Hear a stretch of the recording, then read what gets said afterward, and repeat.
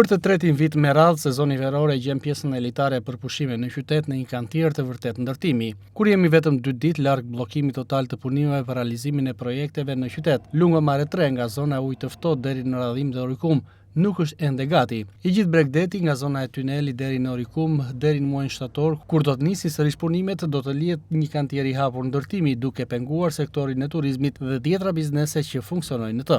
Edhe ky sezon veror që ka nisur po e gjen Bregdetin e Vlorës e pjesën kryesore atë të lungomare 3, një kantier ndërtimi me segmentin rrugori i cili në shumë pjesë nga tuneli në ujin e ftohtë deri në Orikum është i amortizuar, trotuare ende të pa përfunduara dhe plazhe të pa rehabilituara, për mos të folur më pas edhe për parkingje të cilat vijojnë që të jenë ende në themelet e krijimit të tyre, çka sjell pengesa për sektorin e turizmit në qytetin bregdetar, pavarësisht se lungomare 3 është palosur se një projekt që do të ndryshojë fytyrën, realitetin qytetit të Vlorës.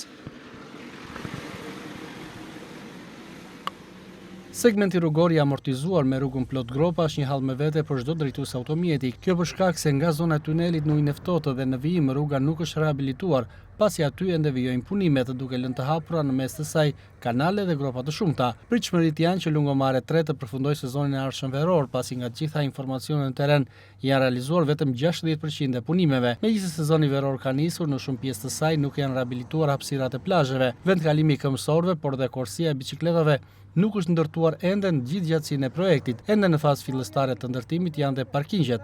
Vlen të theksohet fakti se megjithëse u shpalosi një mrekulli e turizmit në shumë pjesë të shqiptores, mungojnë dhe shtylla ndryquese, duke i lënë këto territore në errësirë totale.